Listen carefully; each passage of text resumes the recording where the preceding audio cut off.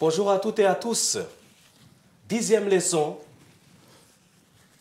les bijoux, la Bible et le chrétien, avec un sous-titre, tout ce qui brille. Nous trouvons cette phrase, cette longue phrase, dans le questionnaire.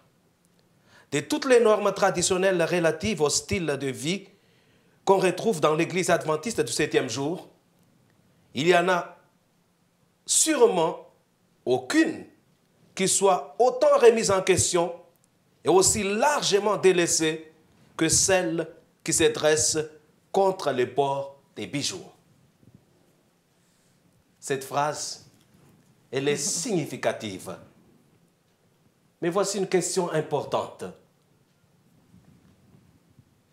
Comment faire en sorte que les principes bibliques deviennent significatifs pour des adolescents qui vivent le 21e siècle?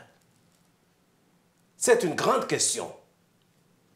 Et surtout quand on parle de porter des bijoux ou non. Alors, je propose qu'il y ait 3 points importants à faire sortir à travers cette leçon. Voici le premier point. Faire en sorte que nos jeunes puissent savoir les raisons pour lesquelles la Bible et l'Église parlent de ne pas porter des bijoux. Et le deuxième point, il est crucial encore, c'est d'expliquer aux jeunes les valeurs derrière ces raisons bibliques. Et le troisième point, c'est de les amener à appliquer dans leur vie de tous les jours ces valeurs qui sont bibliques. Je ne sais pas si Marthe a quelque chose à dire, juste à côté de moi. Je te laisse la parole. En ce qui concerne le port des bijoux, effectivement, j'ai pu constater que quand malheureusement un jeune ou un adulte quitte l'Église, c'est la première chose qu'il va aller faire. C'est se percer un peu partout et porter des bijoux. Et je me suis souvent demandé pourquoi.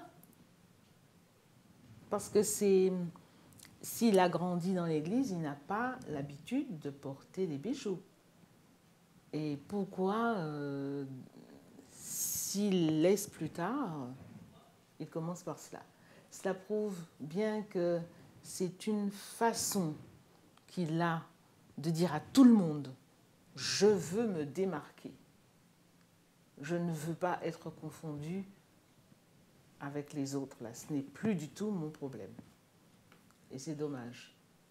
C'est dommage, tu n'as pas cité ce texte, mais j'y pense, à un texte qui dit de ne pas se revêtir de la parure extérieure, mais de la parure intérieure. 1 Pierre, chapitre 3. Voilà. Versets 3 et 4. Nous voulons le lire peut-être? Oui, oui. 1 Pierre 3, versets 3 et 4. Versets 3 et 4. Ayez non cette parure extérieure qui consiste dans les cheveux tressés, les ornements d'or ou les habits qu'on revêt, mais la parure intérieure est cachée dans le cœur, la pureté incorruptible d'un esprit doux et paisible qui est d'un grand prix devant Dieu. C'est cette parure-là que Dieu...